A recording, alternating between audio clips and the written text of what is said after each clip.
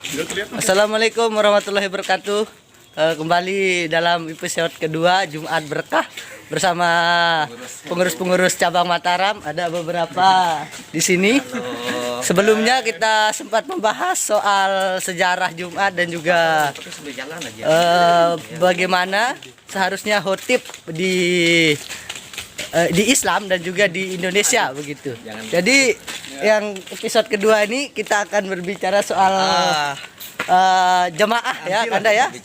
Jemaah Jumat ya. Silakan Kanda bisa untuk dipaparkan nih dari di masjid harusnya. Nanti aja. Iya, kalau Habis Jumatan baru kita akan bicara. habis Silakan, Jumatan ya Stay di apa nih? di vlog Lapmi Hemi cabang Mataram. media lab. Apa ini? Lapmi Akun apa? Akun Lapmi Hemi cabang Mataram Kanda. Saya kirain channel bahasa. Channel bahasa, calon sarjana. Merdeka. Jangan-jangan ini rivalnya rivalnya channel bahasa.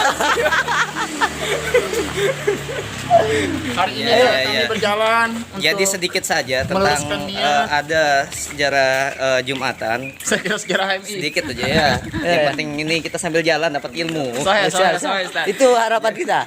Iya, jadi ini kan kalau di Jumatan ini didahulukan khotbah itu daripada sholat Jumatannya. Betul. Padahal dalam sejarah itu dulu pertama kali Rasulullah melaksanakan ini Jumatan. Itu yang didahulukan itu sholat Jumatannya, Bukan khotbah ya? baru khotbahnya. Oh gitu. Nah, tetapi di kondisi itu datang orang-orang penduduk Syam ini berdagang. Penduduk Syam berdagang, para jemaah keluar meninggalkan Rasulullah. Ah, Ketika khotbah yang sisa itu ada 12 orang. Nah, yang ini yang diambil oleh Imam Maliki bahwa kuota sholat Jumat itu jadi 12 orang. 12 orang. 12 orang. Itu minimal ya? Iya. Nah, kalau Imam Syafi'i 40. Nah, yang waktu itu 40 jumlahnya. 40 yang keluar lihat pedagang itu mereka balik lagi. Tetap jadi kembali 40. Nah, untuk mengantisipasi bahwa Lanjut Kanda, lanjut Kanda. Jumatan itu khotbahnya itu dikira nggak penting oleh umat muslim, maka didahulukanlah khotbah sebelum sholat. Nah, kalau sholatnya dahuluan, khawatirnya nanti mereka tinggalkan khotbahnya. Nah, beda kalau Idul Fitri, Idul Adha. Kalau Idul Fitri sama Idul Adha itu tetap yang didahulukan itu sholat Idul Fitrinya sama Idul Adhanya baru khotbah. Nah, itu artinya bahwa khotbah pada Idul Fitri dan Idul Adha itu sunnah. Nah, kalau Kalau Jumat wajib. kalau Jumatan itu wajib khotbahnya, maka didahulukan agar orang nggak khawatir nanti selesai Jumatan, selesai sholat Jumat kalau misalkan dibuat akhir lagi khotbahnya, takutnya mereka tinggalkan khotib itu sedang berkhotbah. Itu saja ya sedikit. Oke, Bisa terima kasih, dipertegas Pak sedikit Kiai. ke Kabit PU penerapan kita di Indonesia dan mayoritas kita menggunakan yang seperti apa kira-kira Iya, sesuai dan kalau- yang dijelaskan tadi. Sebenarnya nggak masalah mau dahulukan misalkan sholat Jumatnya saat baru khotbahnya atau khotbahnya baru sholat Jumat. Artinya pernah dipraktikkan juga oleh Rasulullah. Pernah dipraktikkan juga oleh Rasulullah. Tetapi karena dengan alasan yang sama bahwa kita mayoritas Muslim khususnya di Indonesia itu mendahulukan khotbahnya baru kita sholat Jumatan. Oh, itu kita ketemu sama Bang Hasan. Bang Hasan. Assalamualaikum Bang. Jumatan di mana? Ayo Bang, kita Jumatan sini. Kita Jumatan di sini Bang, depan. Oh, siap. Oke. Itu Oke. iklan sedikit tadi. Silakan lanjutkan. Ya sudah, itu kita sudah mau sampai masjid ini. Oke. Nanti balik. Oke, kita lanjutkan nanti di selesai sholat Jumatan, tentunya bersama Kanda Sanusi selaku Kabid PU HMI Cabang Mataram dan juga para pendengar setia beberapa pengurus HMI Cabang Mataram. Apa hukumnya telat sholat? Ya, Assalamualaikum warahmatullahi wabarakatuh. Kita akan lanjutkan materi atau kajian kita pada Jumat kali ini. tentunya bersama Kabid PU HMI Cabang Mataram yang akan memberikan kita beberapa penjelasan soal Jumat dan penerapannya. Saya silakan Kanda. Ya, Jumatan ini memang apa namanya kegiatan atau ritual peribadatan yang memiliki sejarah,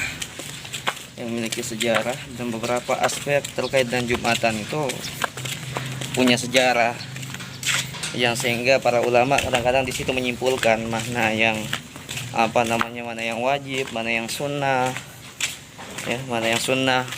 Kalau tadi kita bicara tentang apa namanya, mendahulukan khutbah daripada sholat Jumat, itu dalam sejarahnya itu dulu kan memang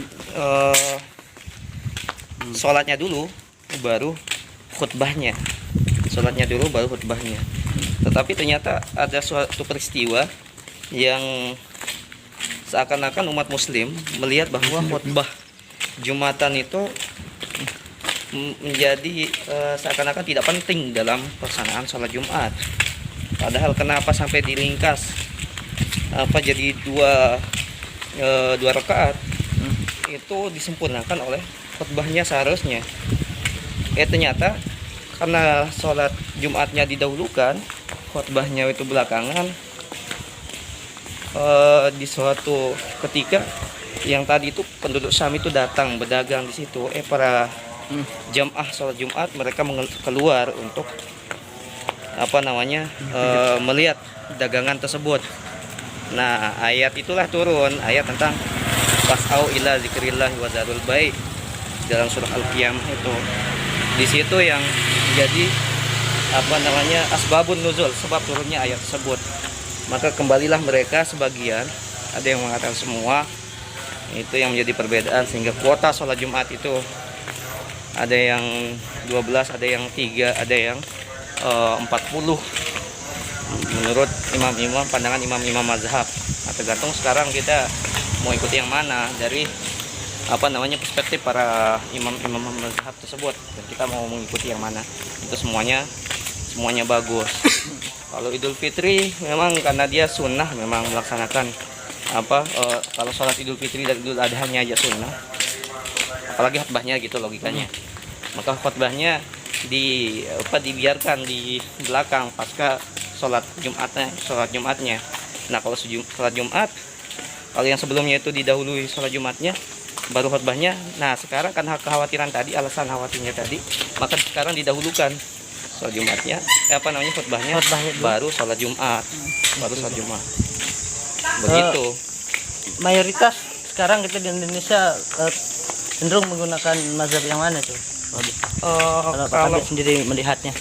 Kalau mazhab, kalau misalkan di Indonesia ya, kalau kuota itu banyak kan pakai yang 40. Oke, yang 40 ya? Ya. Itu yang khutbah itu. Apa? Yang khutbah semua sama. Sama ya? Iya, Oke. dahulukan. Karena kita sudah sampai di Sekret HMI Cabang Mataram, kita usaikan kajian Jumat berkah untuk kali ini. Terima kasih. Assalamualaikum warahmatullahi wabarakatuh.